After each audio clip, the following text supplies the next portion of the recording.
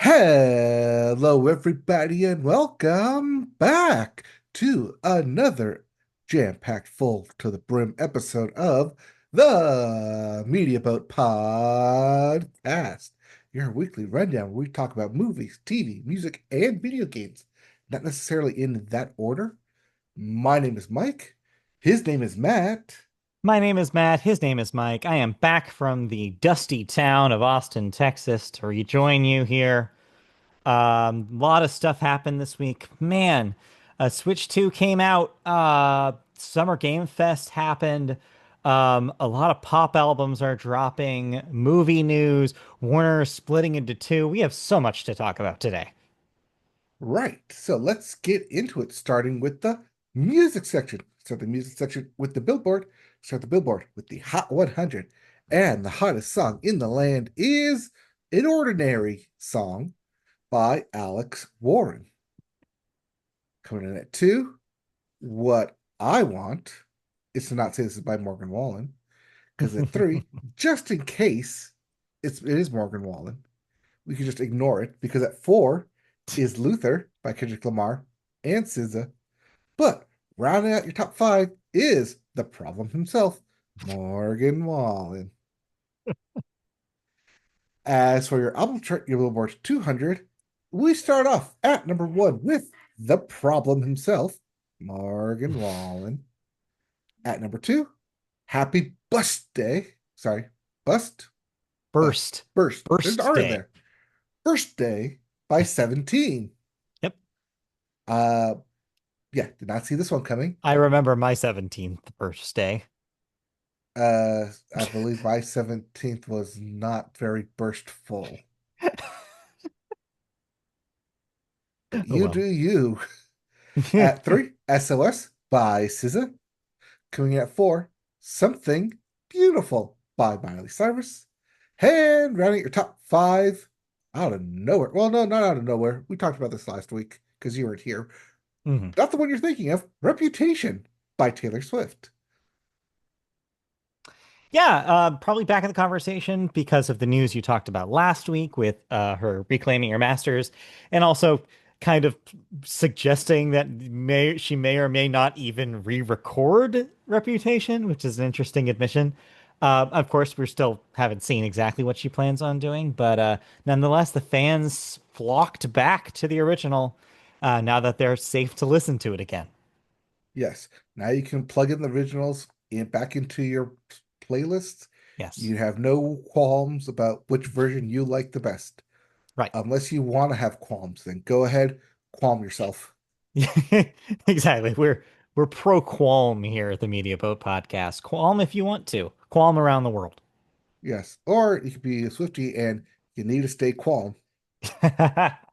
No, it's you need to qualm down. You didn't even get the song right. Did I? Did I? All right, let's get into the new releases. All right, starting with Roar Like Thunder by Buck Cherry. Yes, that Buck Cherry. Still Yeah, out here that making music. a name that I haven't heard in a very long time. Yep. We also have Victory by Slick Rick. Forward by The Swell Season. Remembering Now by Van Morrison. Yes, that Van Morrison.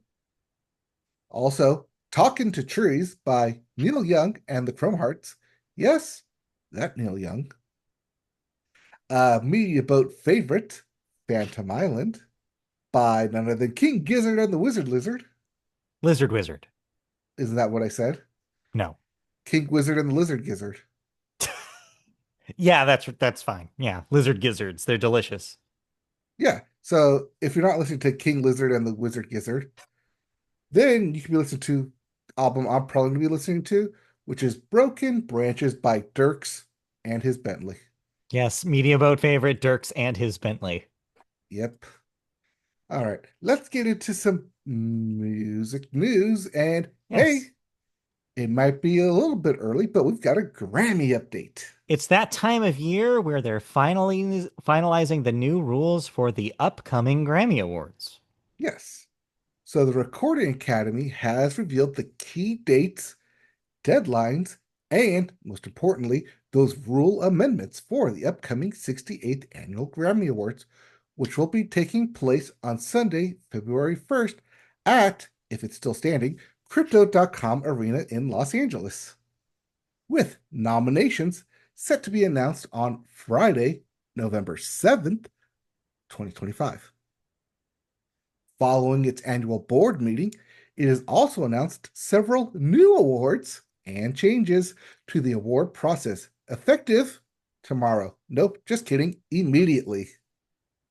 Perhaps the most interesting among these new awards is Best Album Cover, which, like the introduction of the Best Songwriter Award 3 years ago, was surprisingly long time omission, especially considering the longtime presence of Best Liner Notes and Packaging Awards.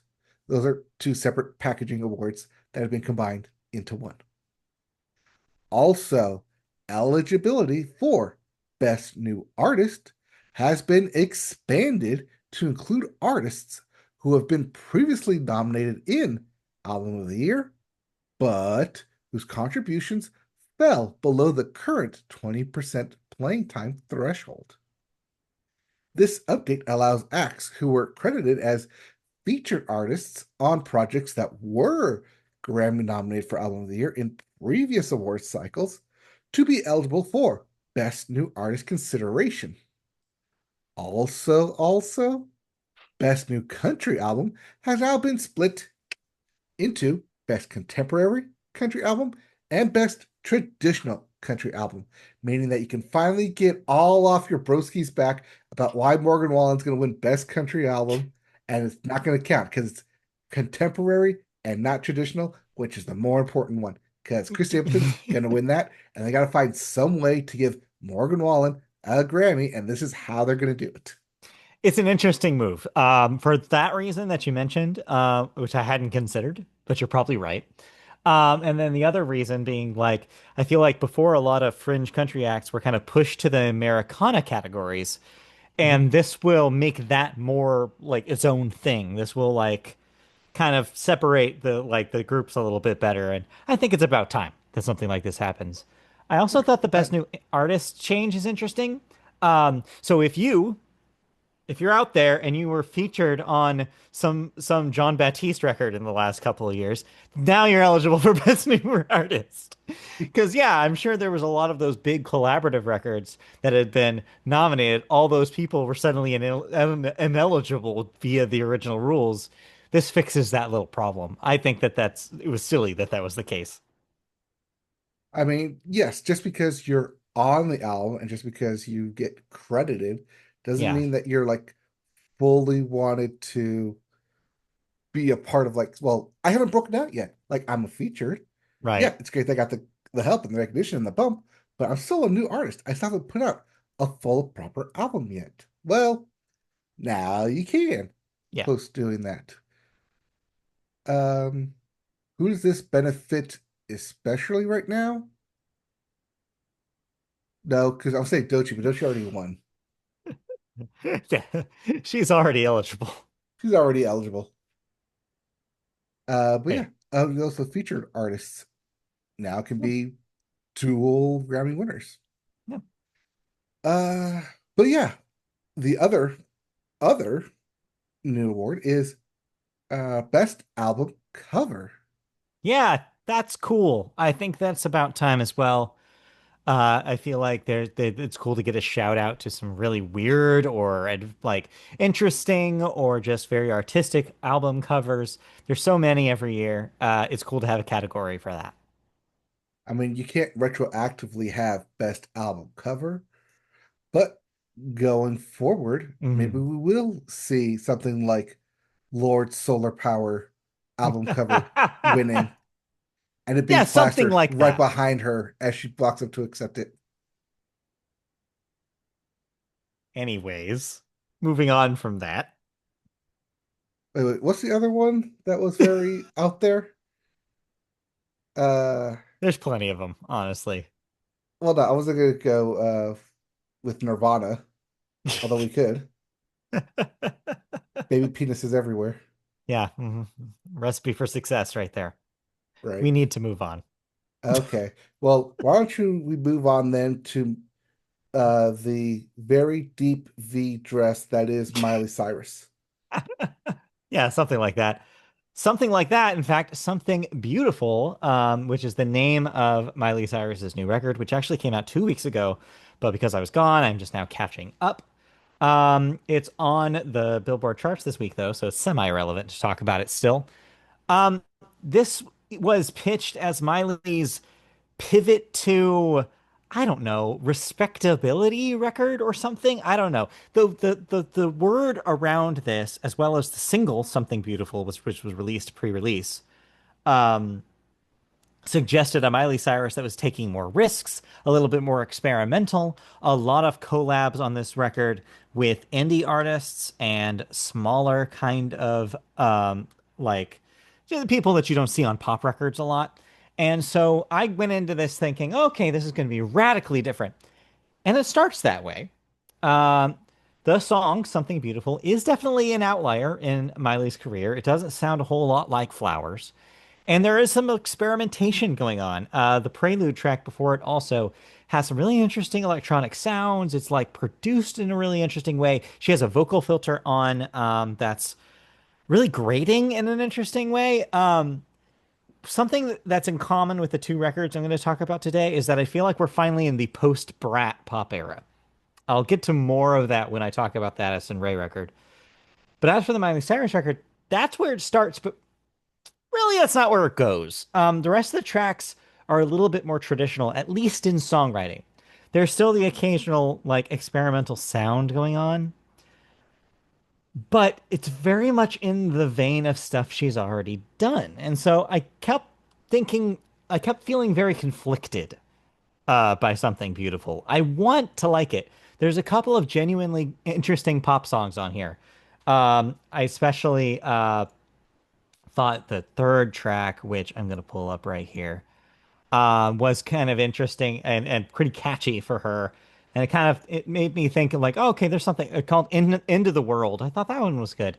But then as it goes on, the songs get a little bit more predictable. There's like a few like instrumental interludes that do interesting things.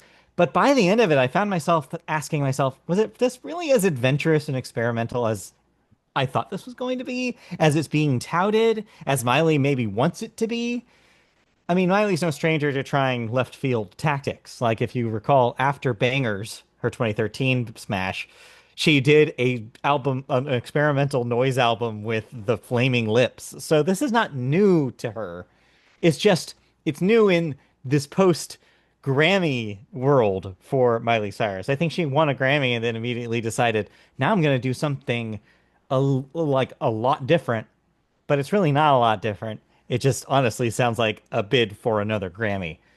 I wasn't super impressed, but I understand why some people really enjoy this, and I have heard some good things. So I don't know. It just wasn't for me. How much of this do you think is people who weren't familiar with the breadth of her catalog, her Maybe. discography prior to this, and listened to this fertile album since she won the Grammy, and it's like, wow, this is really out there. Not having that knowledge Yeah. that you have because you have an infinite wealth of knowledge in music here. I don't know if that's true. I wouldn't say infinite wealth. Okay, Just I was gonna say her. deeper well, but that's already a Casey That's a Musgraves different album, and you record. can't go there. I mean, to be clear, I appreciate the swing. I appreciate that she's willing to try a little something different after winning a Grammy for what is basically a pretty middle of the road pop song. I'm sorry, I've never been a Flowers defender. But at the same time, like it's not as crazy as say, I don't know, Halsey working with Trent Reznor. I think that was a more interesting record than what this is, and I think those are comparable moves when you're thinking of it kind of on the pop timeline. So, yeah, I don't know, it's interesting, but it doesn't exactly seem like a zeitgeist. Doesn't seem very trendy. It just seems very like outside of one, what I was expecting, and two, I think of where Miley's strong suits are. It didn't convince me to like Miley anymore, but it did, I guess, give her a little bit of a respect points. But All right. I did listen to the first half of this album, but mm, I couldn't get to the rest. Yeah, yeah, yeah. Unfortunately, I don't know, because like I remember when I hearing this was like at least 2 weeks ago now. Well, no, that was last Friday. It just felt like 2 weeks ago. That's how Yeah. long this week's been. Yes, seriously. But yeah, I mean, it sounded like different, sounded like Hmm. weird and strange, but also very experimental. And then it just kept going like that. And I was reading kind of the notes. I was like, well, this is what she wanted to do. She didn't want anyone saying no. So this is just her being, yes, yes, yes, Being this is Miley. the album that I want to put out. So I was like, sometimes it's just for you. Sometimes you gotta have your sucker punch moment and Yeah. get the stuff that's in your mind out there so you can move on to bigger and better projects.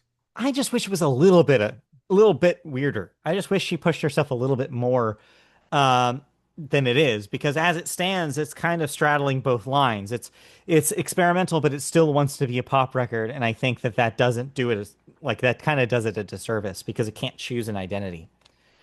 On the flip side of that is the other thing I listen to, which is newly minted pop star Addison Rae, who has finally put out her debut album. This thing's fascinating. Um, it is purely something that I feel like can only exist in kind of a post Brat world. It's not necessarily a hyperpop album, but it is definitely influenced by the hyperpop scene. There's a lot of that kind of um like shine to everything, and a lot of the beats are very much like a high RPM kind of approach, just like some of the songs on Brat were. There's definitely not even a little bit. There's a lot of Charlie influence on this thing, as well as, taking bits and pieces from the rest of that kind of scene. But it operates as a pop record. And the thing is, this works a lot better for me than the Miley Cyrus record because this has a personality and it clearly has a goal. Addison Rae, of course, now mostly famous for Diet Pepsi, which was her single that came out, I want to say late last year, like mid last year. It got some radio rotation, and I feel like a lot of the other songs on this will as well. They're catchy, well-written pop songs. She has a pleasant voice. Um, it's very, like I said, it's very like fast and like the like with a lot of electronic beats. It has an identity that is what I wanted from the Miley record that I didn't get, and immediately it comes out swinging. I think it's gonna be maybe a little out of range for people who are coming in from like Sabrina Carpenter or Ariana Grande. If they're thinking, oh, this is the like a new pop record I'm gonna listen to, they might just be like, whoa. But if you're coming off a Brat, which I think a lot of people are, I think it's a pretty easy trail, right? I think that it kind of has opened the door for pop to sound a little different. We could be looking back in a few years at this and being like, "Oh, Addison Rae and Charlie XCX are kind of part of the reason why this door kind of opened towards these more electronic sounds in pop music." I think something changes here, and this is part of that movement. It's pretty good. I really enjoyed it. All right. So if you're biting your tongue and pulling your hair out waiting for that Sabrina Carpenter album, Which just got announced. Her new record comes out in just a few months? yep, you can listen to Addison Rae's album or debut album. Addison! Yes, just her name. Yeah, Yeah. that's what I listened to this week. All right. Well, I listen to some OTS because it helps the kid eat his food. I Yes, lots of OTSs. bet. I bet. Sometimes they're not for me. Sometimes they are specifically for me. You're But right. at least he gets them to eat. So let's get into video games, where we start with new releases. And we've got another another Five Nights at Freddy's Yeah. game. Five Yep. Nights at Freddy's, Secret of the Mimic, which I could swear was already a game. Maybe it was the title of a book. Maybe it was something else related to it. But I feel like this was something that was already in the works. We also have Yax Trilogy, where you get to be the Geico extraordinaire, jumping around on platformers like you're in a PlayStation 1 era video game. coming for the PC, PS5, Xbox Series X, and the Switch. Next up, FBC: Firebreak for the PC, PS5, and Xbox Series X. This is the this is the not multiplayer. The only is multiplayer. It's three people fighting each through the waves of hordes of different mysterious things in that control universe. Yep, yep, There's yep. also Date Everything, where I assume you go around the grocery store putting labels on everything, make sure nothing expires. For the PC, PS5, Xbox Series X, and the Switch. Or it could be that you have to literally date everything and like go date a lamp, go date your rug, go date your Oh, have you neighbor. not heard of this? Wait, which one is it? Date everything? Yeah. It's the second thing. Oh, You it's the are second thing? you are describing this game without having never apparently heard of it. Oh, so it's the date everything Yes. romantically, not date Yes. everything No. categorically. It is not an anthropological game. Oh, No. Date Everything is literally what you're describing. It is a dating game where you get shipped some mysterious glasses that make you see inanimate objects in your house as dateable people. So, for example, your door becomes a hunky dude named Dorian, and you ah, then talk to your door and try to flirt with him. wait. So is this new to the PC or is this just re-released to the PC? This is brand new. This is coming out this week. The demo is part of Steam Next Fest, so it's actually the demo is available right now if you want to try it out. I do plan on trying this thing out because it seems insane. Okay. Yeah, I feel like this is a brand new. thing a couple years ago, or maybe it I was just think always they in demo or I dev. think there was a trailer last year at SGF. No, no, I think there was like an actual game released. Maybe No, early access game version, no, possibly. I don't know. no, I don't think so. It's brand new. Yeah, let's Oh, date everything. what's the one where like you're dating your swords and you're Oh, dating your weapons? that's a different game that I've played. Um, what was that game called? That's the Boyfriend one I'm Dungeon. thinking. That's Boyfriend the one I'm Dungeon. thinking of then. Yeah, that's a different game. Okay. Completely different, but same This has concept, I no guess. dungeons or swords in it, as far as I know. Well, it has everything in it, so I assume it has dungeons and swords in it. Although you are Anyway, dating them, so sex yeah. dungeon. All right, next up we have Lost in Random, the e- eternal die, the eternal Eternal Die. die Yep. for the PC, PS5, Xbox Series X, and the Switch.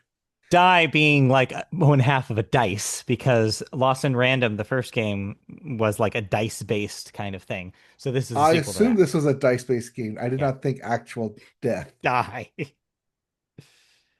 And lastly, Tron, Catalyst for the PC, PS5, Xbox Series X, and the Switch. Mhm, Which I mhm, assume mhm. is the prequel to the upcoming Tron Ares movie. Yeah, it's related somewhat to that, from what I understand. Right, it's like when Tron Evolutions came out before Tron Legacy came out. Exactly, yes. All Showing our right. age there. But yes. Yeah, I remember that happened. All right. Next up is the big thing we got to talk about, and probably going to spend the next at least half hour, if not Eh, 45 minutes on. we'll see. Because I don't know about you, but this was a weird year for Summer Game Fest. Well, let me sum up my view of Summer Game Fest. Okay. All right. In just a couple of words. No Kingdom Hearts, no likey. Yeah, no, you're not wrong. I feel like there was a severe lack of huge, like earth-shattering announcements this year, which, Mhm. to be fair, Jeff Keighley is usually pretty good about being like, this is going to be a big year, and oh, maybe don't expect too much this year. And this was kind of in the middle this year. I think he hinted as maybe like one big thing, which ended up being Resident Evil 9 or Resident Evil Requiem, as it's going to be called. But beyond that, there weren't too many like jump out of your chair, holy shit, this is the future of video games moments this year in any of the presentations, I think. You're, I mean, I will say that seeing the PlayStation logo on the Xbox showcase Sure, yeah. and having the Xbox with a very lack of Xbox exclusive games and I just mean, saying world premieres or first yeah, looks and throwing PlayStation and Nintendo yeah. logos and Steam logos They're on their trailers. That's Microsoft now. Yeah. Their big reveal was their ROG Ally. Really, it was Mhm. their handheld, what they're making with ROG. And yeah, And that's yeah, their that big looked thing. I really know. I was thinking interesting. about you when they were showing that off. I Really was like, interesting. well, holiday this year, that thing will be available. Right, So because it runs on Windows, which means you can also have your Steam attached to it. yes, You can also right. download the PlayStation mirror support, share Yeah, onto it, you and you kind can of stream your games to it too. do it all Just if do you it got all that right thing. there. But in the Very meantime, interesting. yeah, I thought it was interesting that that they pretty much just are completely pivoted now. That is the company they are now. They are making games for every console. I thought it was really interesting while we're on the subject, that there was a lot of interplay with PlayStation and Xbox, but Mhm. the thing that we had heard rumors about with the Switch 2 a few months ago didn't really come to fruition. Microsoft still has yet to announce a game for the Switch 2 when there was that huge rumor going around that they were going to fully support it. I mean, it wasn't even a rumor. It was more or less like Phil Spencer out there confirming that they were planning on doing games for Switch 2. But where are they? That system's out now, and we haven't seen any evidence of that. I mean, the Switch 2 is only a week old. Happy birthday, by the way. Happy birthday. We still don't have one. No, but 3 million other people do. Day This is one. Yeah, 3 million people bought Switch, but we're getting off track here. We need to talk about Summer Game Fest. Okay, let's focus one show at a time. So, Summer Game Fest, what were some highlights for you? All right, Death Stranding 2. More Kojima, more gameplay. Apparently, he wants other people to continue after he's done with it because he doesn't want to do more with it. Sure. Yeah, why not?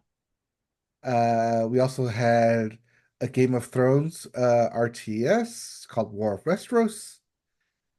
It looks like Game of Thrones. It's got your dragons, got your armies, more of a cinematic reveal than an actual gameplay reveal, but uh, we'll see what it looks like come game time.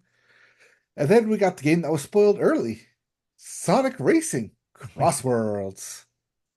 Yes. And oh boy, can you play with some people not in the Sonic universe? Yeah, it was neat to see that kind of continuing the Sonic Racing series. This also had some crossovers, just like a couple of the last ones did. Mhm. Yeah, apparently that's a pretty good series. I've never touched it, but it's a good Kart alternative if you do not want to buy a Switch 2. So I mean, it's always funny seeing Sonic, Super Fast Hedgehog, in a car going yeah, it slower doesn't than make he any is. sense. He should just be running. I don't know why he's in a car. You'd think so. Let's see, there's also that weird real time engine felt game. Yeah, the Felt that puppet thing. Yeah, felt that's that boxing. felt like that boxing. Seems pretty neat actually. I was kind of into that idea. I mean, it looked cool. I mean, it didn't feel like I was watching a video game, but then Right. again, that's part of like why it's on Unreal Engine It's because impressive. it definitely looked really unreal. Then we got the Square Enix reveal no one was expecting. Killer in the murder mystery action game, It's a which neat concept. yeah, it's a cool concept. I kind of dug it. I was thinking the whole time, like, oh, so it's Among Us, but with a little bit more going on and in third person. Yeah. And Yeah, like actual like killing gameplay amongst each other. right. It's interesting. That could Yeah. be a really neat like way to translate that kind of mystery party into a video game kind of setting. It's like a neat idea. Yeah. We also got another Lego game. Actually got a couple Lego games, including Lego Voyagers, the Lego Party, and there's one more Lego game. I forget what it was. It was like I the Lego really Build or liked something. Yeah, I really liked the Voyagers one because it's from the same team that did Builder's Journey a few years back, which was Mhm. really neat and looked really pretty. That seems like a really cool game and co-op too. Yeah, it looked fun. I mean, I think I've listed one of these on my like checked off wish list. Yeah. Let's see. We also got new Lives of P, that Pinocchio game. Yeah, new Lies DLC of for P that. Overture DLC expansion. Oh yeah, the Deadpool VR game. Yeah, I don't know, man. I feel like the ship has largely sailed when they should have put that game out. Like, where was that in like 2018? Like, it just feels like they really missed something here. Either that or it was supposed to come out last year, but they didn't want to confluence it with the Deadpool Wolverine movie. Maybe, yeah. Although should have at least come in January, capture the moment, capture the zeitgeist. New coming of age adventure from Annapurna called Mixtape, which is nothing but the hits. That one had a really good soundtrack to it. Was that the one with like Smashing Pumpkins and The Cure attached to it? Yes, so they showed this off a little bit last year, and I remember getting kind of pumped for it. Um, it's an interesting game. I thought it was going to be like a Life is Strange kind of thing, but what they're showing more Hmm. is it's less about dialogue trees and more about like engaging in these moments in these kids' lives. And I think that's a neat move and not a game that we've seen really do something like that. Kind of trying to take the vibes of these narrative adventure games and putting them those vibes into a game that's more active and more about the gameplay. Yep. Well, speaking of getting the band back together, we got the band coming together of Sex Bombs as get your X's Yes. all rounded up. Scott Pilgrim X or EX, however you want EX. to say it, is That's funny. coming out soon. Yeah, I thought it was cool to see a sequel to that side-scrolling brawler that they had put out over 10 years ago now. Hmm. That's cool by itself. And then the coolest part is that they have everybody involved. Brian Lee O'Malley is doing the story for this. So it will apparently be semi-canon. I don't know. The read that I have is that the games exist in their own universe. Because it seems like it is more obvious, like, no, this is the video game version of this world. And so I don't think we're gonna see any of the stuff that happened in the Netflix series affect this, maybe some references, but beyond that, I think it's cool that they're keeping it kind of its own thing. That looks really fun. Oh yeah, that'll be coming out in 2026. Also 2026, something called Blighted by Drinkbox Studios. You know, Yep, people behind Nobody Saves the World and Guacamelee. yep. Cool. I believe we both liked Nobody Saves the World, so that'll be an interesting one. Hmm. Still haven't beaten it, but it's still on my PlayStation wait for me to come back to it. Uh, there's also a new video game project for Wu-Tang. Yes, that Wu-Tang. Yep. Uh, Rise of the Deceiver. Yes, not since what was the last Wu-Tang game? Anyway, yeah, like it's been a Uh, while, like but apparently it has a lot of the 2099. yeah, something like that. But yeah, they have a lot of people that are apparently involved in the creation in this, including Ghostface Killer himself, who is a lead on this thing. So it'll be authentic, and we'll have the soundtrack full of Wu-Tang songs. So truly, this game, just like the Wu-Tang, is for the children. Yep. Then we have, yep, like you mentioned, the Resident Evil Requiem, which has a date of next year, February 27th, 2026. So that one's what, 8 months away now? Yeah. Yeah, just about. We also have Stranger Than Heaven, the Yakuza style game. Yeah, Uh, then let's see here. Day of the that was it for Summer Games Fest, it looks like. Then we have the Day of the Dev yep, showcase with a bunch of dev yep. indie games. Cool stuff on there too. Yep, including Snap and Grab, which was like mixes of like Ocean's 11 and Miami Vice, puzzle action game. Let's see here. We also had uh where's the Xbox showcase? Um, well, game that oh yeah, game that I'm excited for. We got an actual physical date for the Digimon game, Cyber Sleuth. Yeah, I saw that. I was like, oh, that's right. I keep forgetting that they keep doing those. Yeah, that's officially. coming out October 3rd. So I know what I'm doing come October. And then yeah, that the Xbox ROG handheld. Yep, yep, And yep. this is more of the same thing. Why am I? I'm just going back and forth here.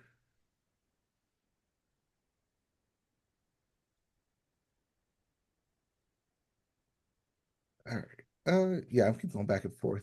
Why is it not just one list here?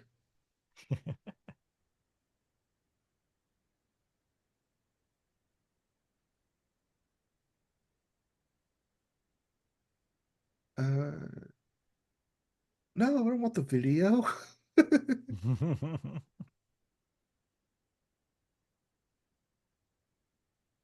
Let's see here. Oh yeah, Pragmata came out of nowhere. Talked about that last week. Yeah. Uh, Lumens Arise, the puzzle game. Yeah, that's super cool. That's the same group as Tetris Effect, doing the same kind of Tetris Effect treatment, but this time to Lumines, the classic PSP puzzle game. I believe eventually it came to other consoles. I've played a little bit of Lumines in my time, and I never really got it. Like, I never really figured out what you were supposed to do. It's a weird puzzle game that requires a little bit of a learning curve.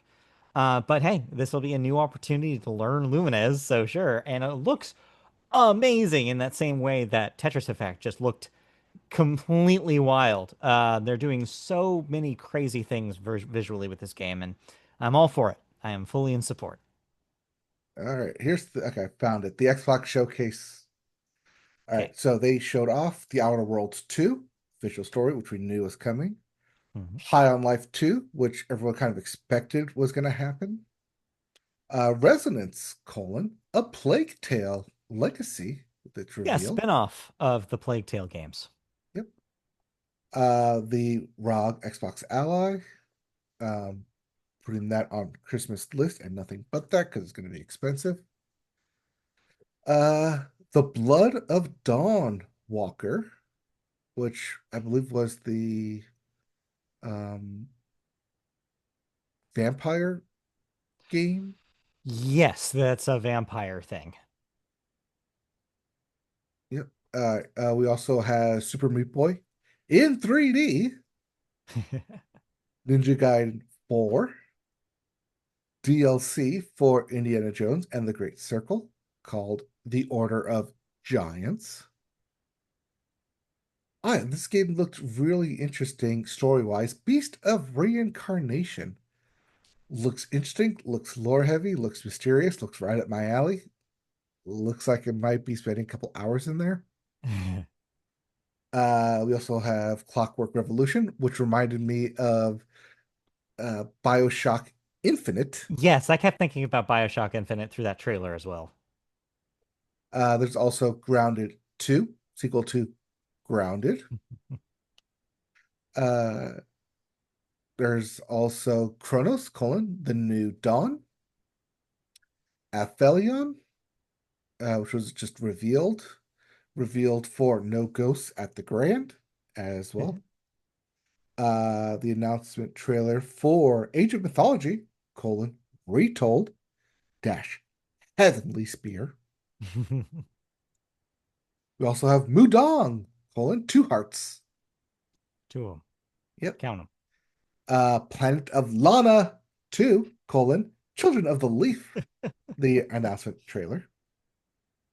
I did like the Fallout 76 trailer, Gone Fishing. I'm sorry, Gone Fishing. Yeah, I get it. I got it. Trust me, I got it. There's a new solo leveling, Arise Overdrive expansion coming soon to both Xbox PC and your mobile phones. We have the launch gameplay trailer for upcoming game Tony Hawk Pro Skater 3 and 4, which we already knew Hmm. was coming. The At Fate's End announcement trailer, the Persona 4 Revival teaser trailer, that Invincible versus fighting game, Yeah. which is for somebody. I mean, yeah, if you're a fighting game fan and you also like that show, I mean, you probably exist somewhere. Yep. There's also Final Fantasy VII Remake Integrate coming to Xbox, the last bastion of where it will land. Something called Keeper for Xbox.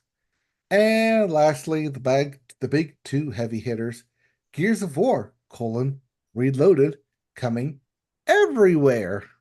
Yes, a remake of Gears of War finally coming to PlayStation consoles, which is fun. So yeah, if you've never played Gears of War because you've always had PlayStation, looking at you, this is your opportunity to try Gears of War, which is a classic game that yeah, I loved back when it came out. Yep, part of their big, like you mentioned before, cross-platform, cross-play Yes. game, Yep. as well as the game series that refuses to die because people refuse to stop buying it. Call of Duty, Black Ops 7. Yeah, we just did Black Ops 6, so this feels a little too soon. But someone did explain recently on a podcast, is like, well, that's not really too different from when they released Modern Warfare 2 and Modern Warfare 3 back to back a couple years ago. So there is a precedent for this, but it doesn't, but it feels a little weird considering the praise that Black Ops 6 largely got. So will this one just be just as good, or will it feel like an expansion? That's kind of the question to ask, and I don't know. So yeah, I'm hesitant about this one. Yeah. But yeah, those were all the big major game releases announcements coming. Yeah, pretty much. All right. That's But yeah. yeah, I don't have anything I really mean else that to Lego talk about. Voyagers, I think is the one I was PlayStation. Did thinking you of. watch the PlayStation thing? Yes, talked about that last Ah, week. you talked about it last week. Okay, see, I was gone. Yes. But yeah, so yeah, it's pretty much where things stand. Like I said, it was kind of a mixed bag. Some interesting games were talked about, and some cool reveals happened. But generally speaking, not the biggest explosion of things. But largely that's because there's a Switch 2 at home for a lot of people. That's the real exciting news this year. So, and also, this was a year where we all thought that Grand Theft Auto was going to come out. And so, probably a lot of publishers pulled their punches in Hmm. anticipation of that.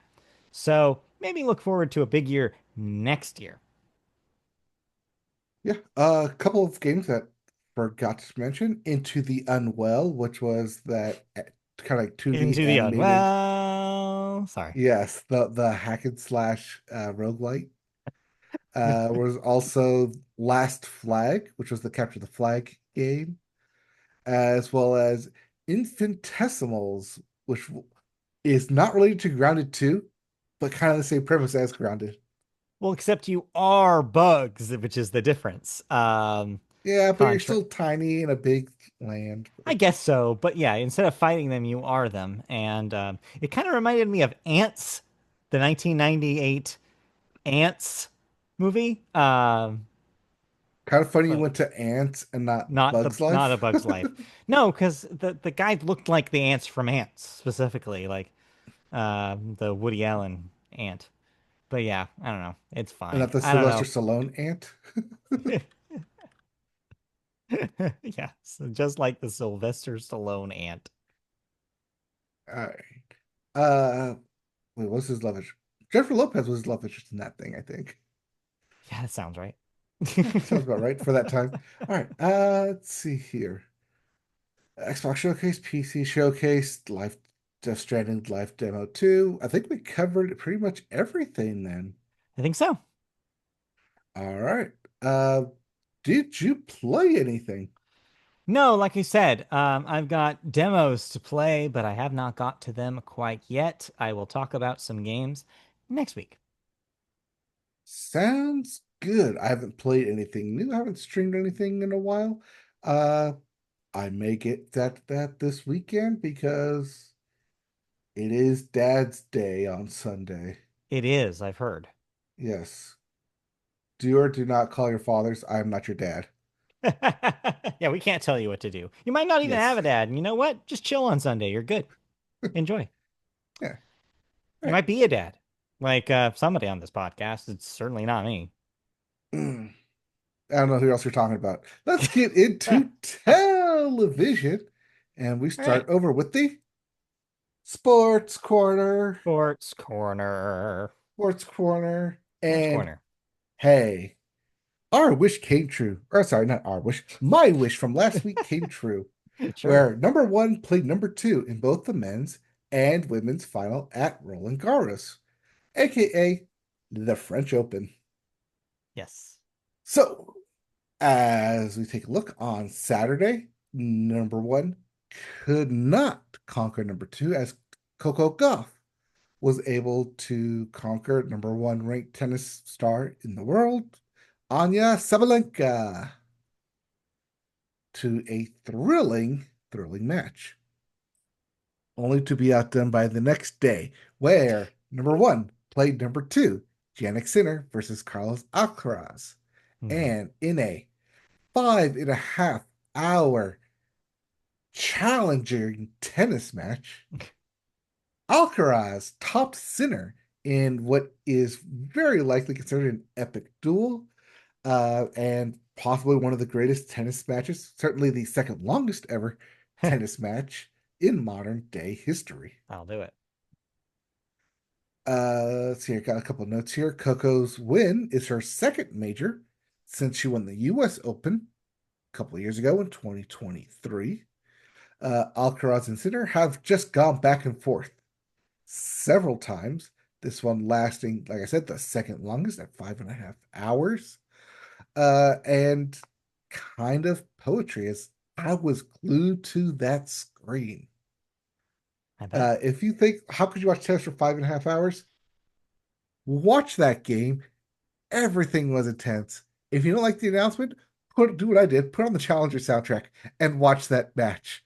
It's phenomenal, both the soundtrack and the game. Fair enough. All right. Um, Anything else about Roland Garros? Nope. But the other U.S. Open is starting this weekend. No, not the tennis U.S. Open, the golf U.S. Open. That Yes. is this weekend at Oakmont.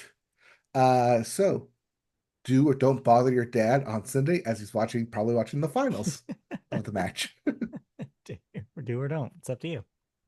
Let's see here. Over in the NFL news, it's OTAs, which is optional, but this does mean that very soon, coming in July, we will have summer camp for official NFL starting real soon. Hmm. Over in the MLB, this upcoming weekend is the draft combine at Chase Field Yes. in Phoenix, Arizona. If you are in the Phoenix area, planning to travel out to the Phoenix area, or did not get a chance to watch anybody in the College World Series, you can do so over at in Chase Field in Phoenix. Yes. And it looks like it's going to be a pretty interesting one this year. Yes, as the College World Series heats up with its Elite Eight teams of Louisville versus Oregon State, Arizona versus Coastal Carolina, Arkansas versus LSU, and UCLA versus not Duke, as they lost a third game elimination game to Murray State in a very not that much controversial, but definitely controversial call of a double play out that was clearly not an out, but wanted to end the Yeah. game anyways. But they ended up being the next batter out anyway, so it didn't really was a wash. But very exciting, very thrilling to watch as you're waiting bated breath for the umpires to make a call. Ultimately, they did make the right call, so it didn't Well, really that's good. matter at the end, but that's good. So yeah, Elite Eight teams are all set. Over in the softball College World Series, it went to a third game sudden death finale where six-seeded Texas ultimately ended up topping the 12th-seeded Texas Tech to win the women's the college World Series softball Yeah. championship. But yeah, now it's on to baseball, and we'll have our winner in 2 weeks. Yeah. Yeah. We will definitely see. Over in, well, no, I can't make that say we have actually being paid players now because college baseball players are being paid now, thanks NIL. Hey, right. Yeah, it's true. Over in professional leagues, the NBA finals are currently happening with the Pacers outpacing the the Kansas City. Where the hell did that come No. the Oklahoma City Thunder 2-1.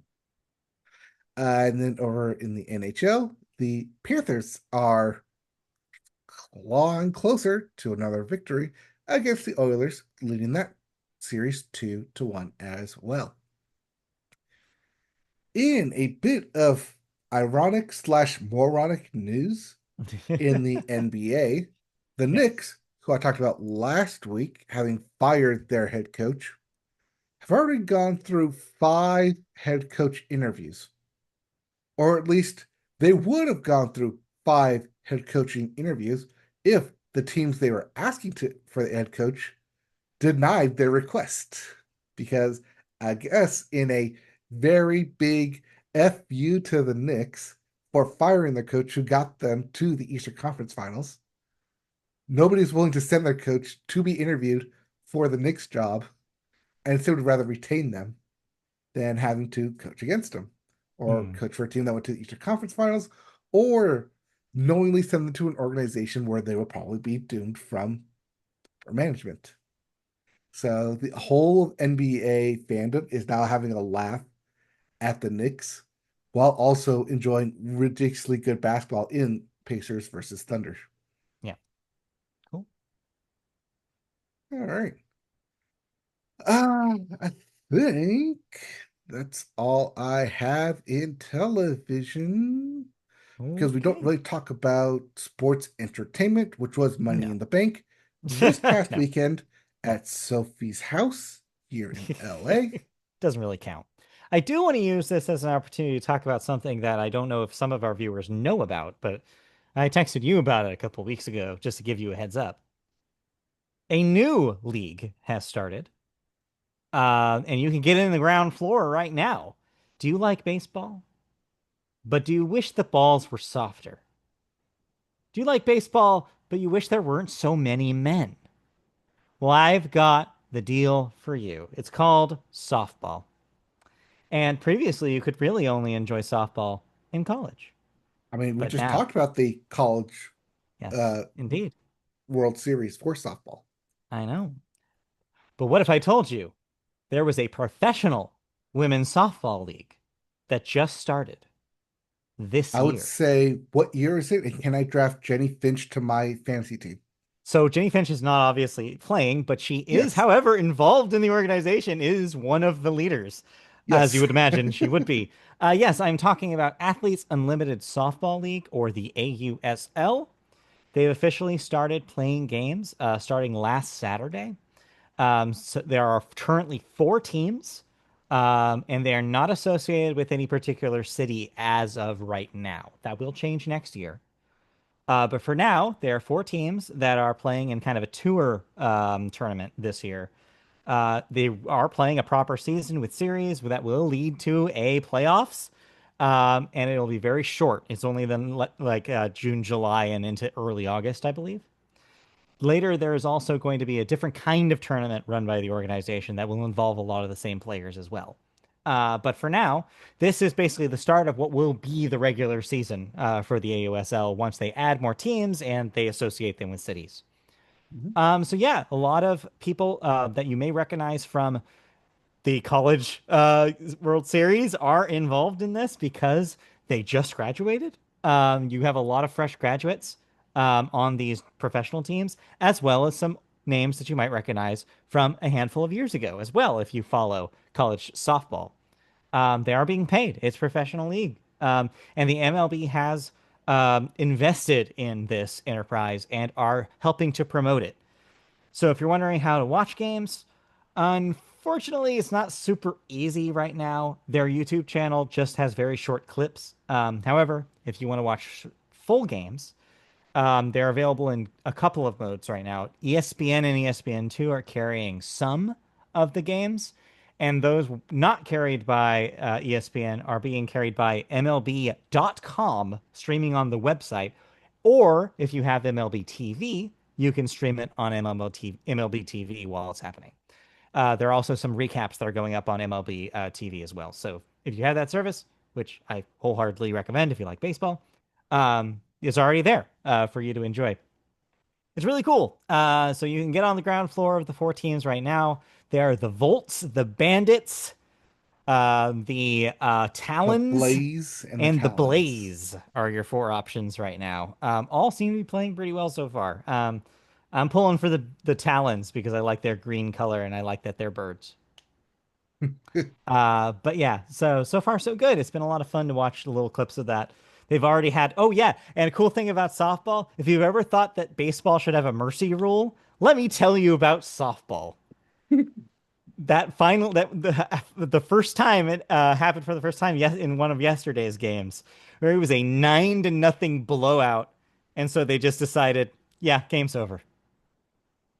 Oh, come on. If that happens, then I can't watch Kike Hernandez come out and throw pitches for the Dodgers. No, in fact, there's no Kike Hernandez at all in this, so I'm sorry. Although, I don't know, you could make a case for there be a Kike Hernandez in the softball league. It makes the balls look like softballs. Anyway, that's it.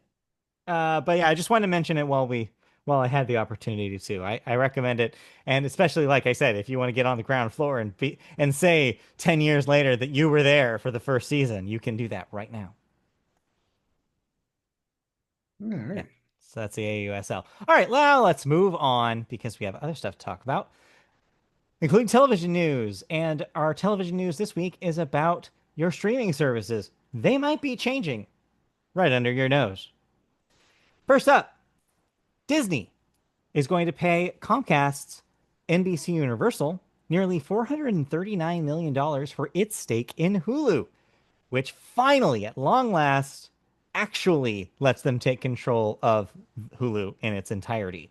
There were still the little tendrils of Comcast in there, and now they're gone.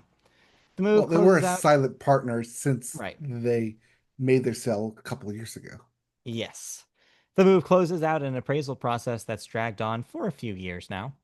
Disney said back in November 2023 that it was acquiring a 33% stake of Hulu from Comcast for at least $8.6 billion.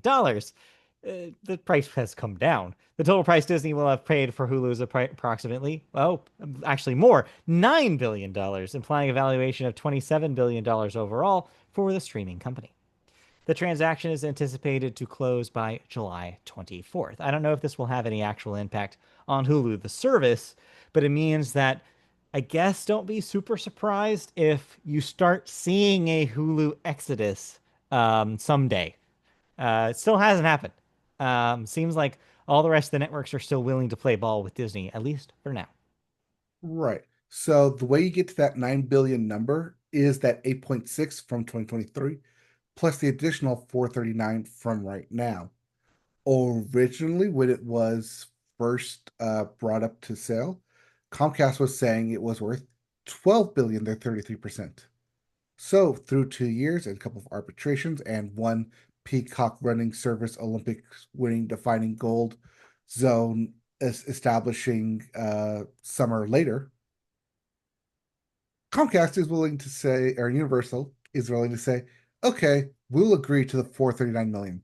Now that we have a streaming service, now that we have stuff that people actually want to watch on there, whether it's their USA shows, their Traders original programming, the upcoming second season of Twisted Metal, or when the Olympics come around every 2 years, summer and winter. Yeah. But yeah, overall, Disney will pay that 9 billion and wholly own Hulu by 2 months from now, roughly. Whether they fold that into Disney Plus and just Who call can it Disney say? Plus Plus or Disney Max Plus or Disney Ultra or full Disney, we'll see. We will certainly see. But that's not the only streaming news we have. No, on the flip side, we also have news about Warner Brothers. As I hinted at the beginning of the show, Warner Brothers Discovery is going to split into two entities, something they've been kind of talking about on the down low for the last year or so. One company will be called Warner Brothers Discovery Streaming and Studios, which will encompass Warner Brothers Pictures, HBO, Max slash HBO Max, and more. The other will be Warner Brothers Discovery Global Networks, home to CNN, TNT, TBS, and more, largely comprising linear TV businesses that have suffered declines in revenue and profitability.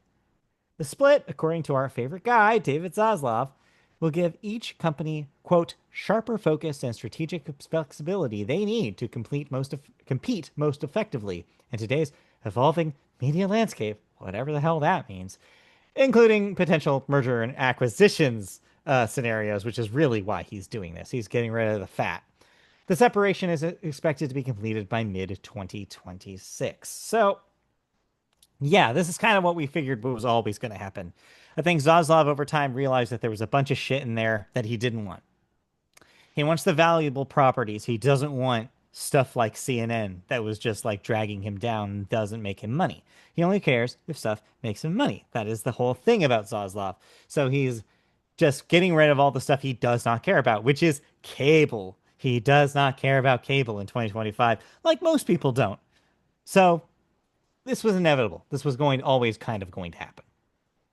So, what he will continue to be moving forward and be in charge of is the streaming and studios, which includes Warner Brothers Pictures, DC Studios, Warner Brothers Television, the ever so crumbling Warner Brothers Games, HBO, Max, soon to be HBO Max, TNT Sports International, which includes the Olympics, Right. as well as New Line Cinema as a cherry on top of that disgusting mountain. No, the mountain is paramount. Oh, I'm sorry. Which one is Warner Brothers again? The top of the water tower. Yeah, there you go. As for WBD Global Networks, it will include everything that was originally Discovery Channel and its networks, plus anything that was Turner TV, like CNN, TBS, Cartoon Network, TNT, as well as MLB and college playoffs, because those don't fall under sports for some reason. Oh yeah, also hockey goes to the global networks. NCAA goes to the global networks. I mean, you'd have to know about that. Yeah, basically, any big sports that's not TNT Sports International, Olympics International, all the local homegrown US sports goes to global networks, which you think would be reversed, but it's not. Mm-hmm. But yeah, this means Discovery can go back to being Discovery Plus, and we can purge all those food channel shows from HBO Max now. Yeah, I mean, yeah, it seems a little unclear about if that's going to happen though, because it looks like if you notice that D is still in both of those companies' names, so there Oh implies yes, that some of Discovery is still DNA is still in the other company. which part of HBO Max is the D? I'm not sure. Yeah, I don't know. Who can say? All right. Anyway, that's your news this week for television. Did you watch any television that you want to talk about real quick? Yes, continue to watch Poker Face continues to be good. Cool. It's more of a comfort show now than a like I feel like my murder mystery comfort show. Sure. Uh, I like binging it rather than every week. Speaking of shows that I've kind of fallen off the wagon of, Rick and Morty continues. I've not watched the newest season yet. I do plan on eventually watching it. It's just no longer a priority for me to watch every week, which is why we have been Sure. talking about on this show.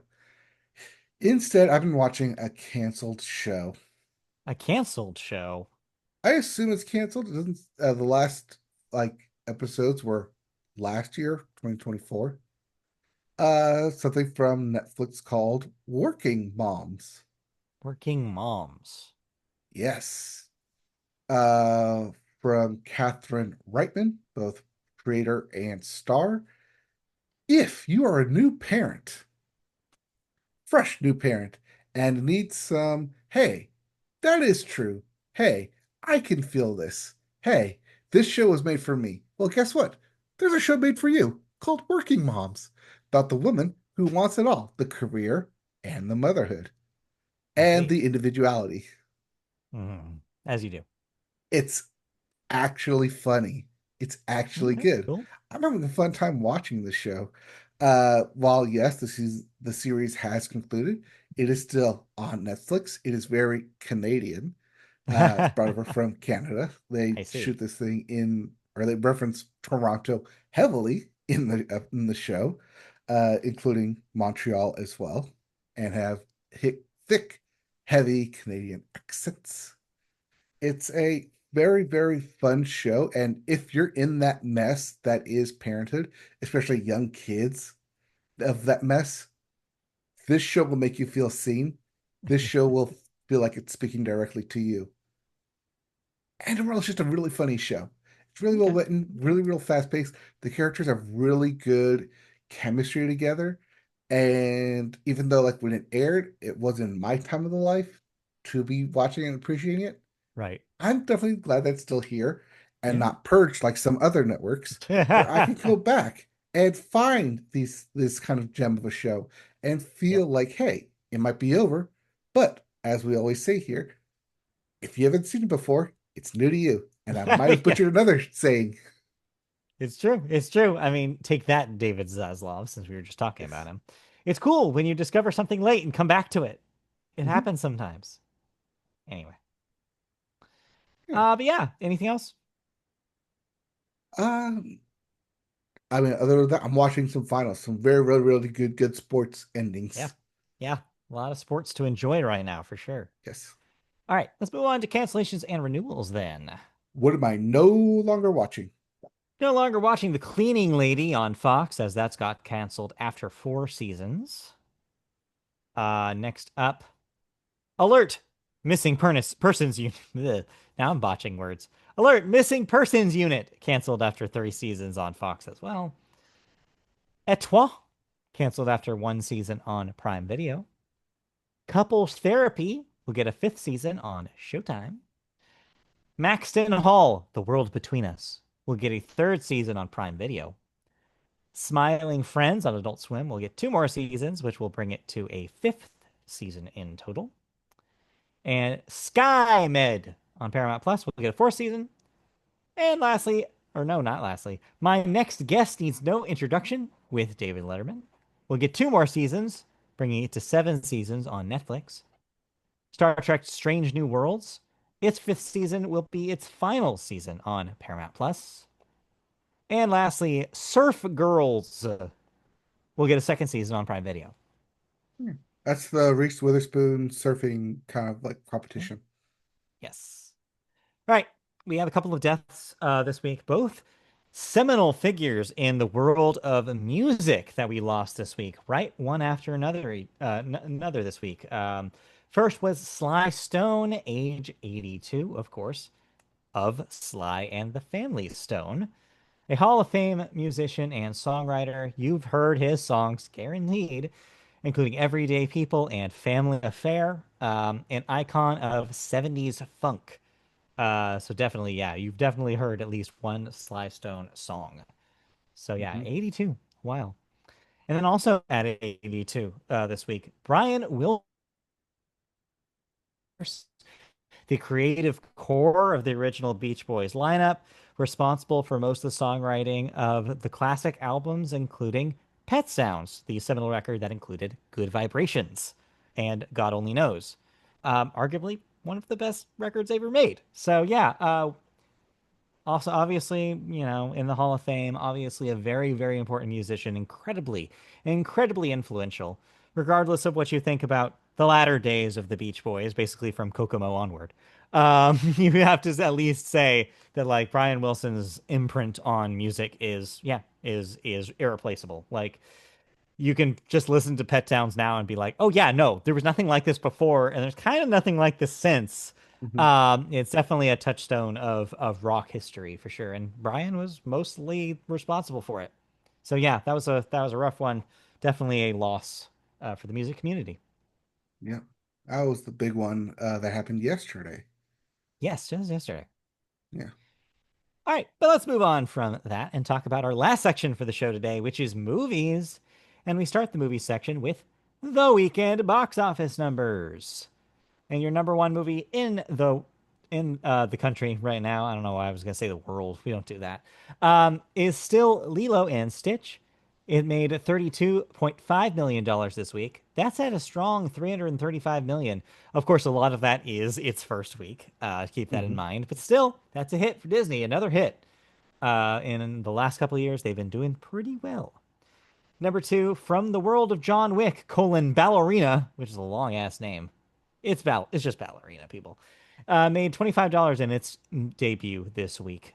Yes, $25 million. $25 And million dollars. It didn't if you make don't have $25. John Wick in the title, do the people gonna recognize that it's related to John Wick? Yeah, maybe not. That's a good point.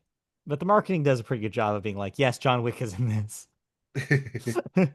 Number three, Mission Impossible: The Final Reckoning, hanging in there with $15 million. That's at 150 million total, probably below expectations for Paramount. Number four, Karate Kid Legend, made another 8.7 million. That's at 35. Also a disappointment, I'm sure. Number five, Final Destination Bloodlines made $6.5 million. Not a disappointment with $123 million under its belt. Horror movies always make money. And no, that doesn't round up your top five because we have a number six in here. Your other debut this week, The Phoenician Scheme, which only made $6.3 million. Womp womp. Sorry, Womp, PTA. womp. As for, we didn't have a bet because I was gone, so we'll move on to the upcoming releases and make our new bet. But it's pretty easy this week. We have a pretty surefire number one here in the live action hybrid version of How to Train Your Dragon, in which DreamWorks pulls a Disney and makes an unnecessary remake of a movie that's not that real old. Yeah, that will probably be your number one movie next week. It's probably the thing. And then also we have something called The Life of Chuck. Yeah, that's the fantasy sci-fi movie starring Tom Hiddleston and Jacob Tremblay. Still, your number one will be How to Train Your Dragon, but to the tune of how much? That is the question. So, Let's see here. What did Stitch do? a lot more than this movie's probably going to do. I would guess. All I right. do not So think it's as big of a franchise as Lilo and Stitch. to be fair, it does have its own world at Universal Epic Studios. I guess, but it's also a Also, Gerard younger Butler is also in this one. yeah, but it's also a younger franchise. Remember, one of the reasons why talked about we were wrong about Lilo and Stitch is because we underestimated the older audience, the millennial audience that swept to it. This has less of that. This movie came out in 2010. It's going to have a younger audience and not as much nostalgia playing for it. All right. So do you want to put it at triple digits? No, I think I'm feeling 80. Okay. I will I think take I want over to. on 80. I'll take under then. Yeah, I'm feeling 80-ish for this. I feel like there's not a whole lot of hype. I'm not feeling strongly about it. All right. 80 million Okay. plus for that. All right. And 80 million There's your new under. releases. And talking about new releases, including future releases, we have a story about something we had actually reported on a while back that was going to happen, but now we suddenly have details. Yes, a sequel to something you never thought was going to have a sequel is coming.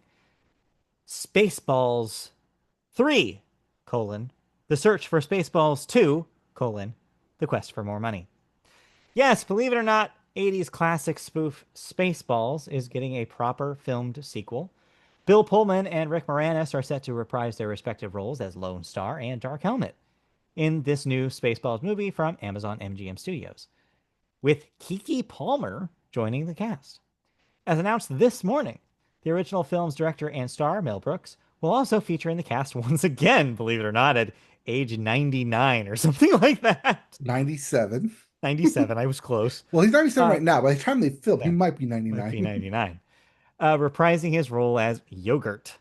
Slated for release in theaters in 2027, the film has been described by those who have not yet read the script as a non-prequel, non-reboot sequel part 2, but with reboot elements, franchise expansion film. Josh Greenbaum of Barb and Star Go to Vista Del Mar, a media boat favorite, Yeah, it will is. direct from a script by Benji Samit, Dan Hernandez, and yes, Josh Gad. The original film grossed just over $38.1 million worldwide, but has endured over the years as a cult classic that used to just play in the middle of the day on TNT when we were kids, which is how I watched it. Because So I didn't yeah, have access to Star Wars yet. exactly. I'm pretty sure I saw Spaceballs before I saw Star Wars because I didn't see Star Wars until the re-release in '97 in Oh, you theaters. poor So thing. I mean, I wouldn't have really gotten much out of it until then, anyways. I saw it at the right time, I think, I because mean, I after don't that, think I you would was have seen it in theaters in 77. obviously, but what I mean was like I didn't see it on videotape before that. Right. Anyways, but yeah, that sounds. If you're gonna do a sequel to Spaceballs, you're at least you have everybody involved, and at least you're doing it before, like, while we still have Mel Brooks, because I'm sure the clock is ticking on that one. I mean, yes, at 97 years old, Mel Brooks, well, not directing it, No, not writing it, no, but is gonna be in technically it. producing it because he Yeah, is part of it. Um, and also going to be in it. Josh Gad is also slated to star in it as well. sure. Would not be surprised if he was Son of Barf in that movie. Maybe And that was so. just his name, Son of Barf. I'm excited for the grand return of Pizza the Hut if he hasn't been eaten already. Uh, Anyway, anyways, how many Spaceballs. streaming jokes will they throw into this Oh, movie? so many. So many. Also, how many, wow, how long has it been jokes will they Right? throw into this movie? Yeah, geez, can you imagine I wonder what the largest gap between a movie and sequel is. There's probably a there's probably one more than this, right? Yes, that would be the gap between The Wizard of Oz and Oz the Great and Powerful. I thought you were gonna say Wicked, and I was gonna laugh. I thought that would have been really funny, but Well, yeah, I mean, I should say because everyone forgot Oz the Great and Powerful. yeah, exactly. Everybody did forget about it. Oh yeah, we should mention here that the new trailer is out for Wicked for Good as of this week, so check that Yes. out. Anyway, yeah, that's it for movie news. Sure, Spaceballs. I'll watch a sequel to Spaceballs. Why not? Yep. You have some thoughts. You watched a movie this week. Yes, on Peacock, a movie I Wow. kind of was thinking, yes, wow, Peacock, really? They have movies on Peacock. A movie that I was originally kind of planning on seeing in theaters. Didn't get the time, but now it's on Peacock and I can watch it at my own leisure time in chunked out spaces. As that's how I watch movies now, apparently. I God, I'm guess old. so. The Ballad of Wallis Island. I had mentioned this a couple of months ago when it was a part of new releases about a man who won the lottery, and part of winning the lottery is you buy an island, and part of buying an island is you need entertainment. And instead of entertaining yourself, you hire a band that is no longer together, uh, but two kind of needs the money to pay for a show to pay for Sure, their why not? lives. So you bring them to their island. It's a concert, ends up being a concert for one, and the bandmates hate each other, or at least used to hate each other. Do they reconcile it over these past years? Do they reconcile how they broke up? Do they reconcile how they went their separate ways and ultimately had different careers? Who can say?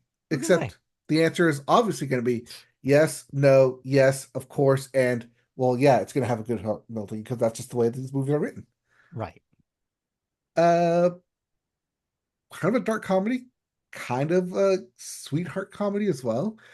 I was really into it, but also not too much to where I was like, oh, I gotta sit here and I gotta watch it.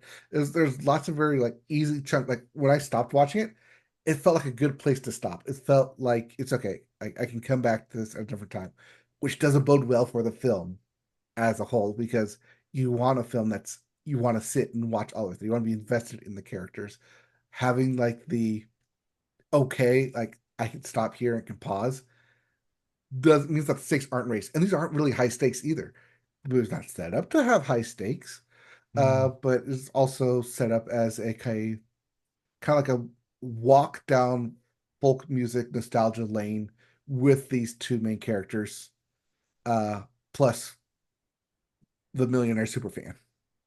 So I feel like there's also like a different kind of movie here where you could take this premise and just make it straight like a horror stalker movie as well, and have it be the exact same premise, just filmed in a very horror style.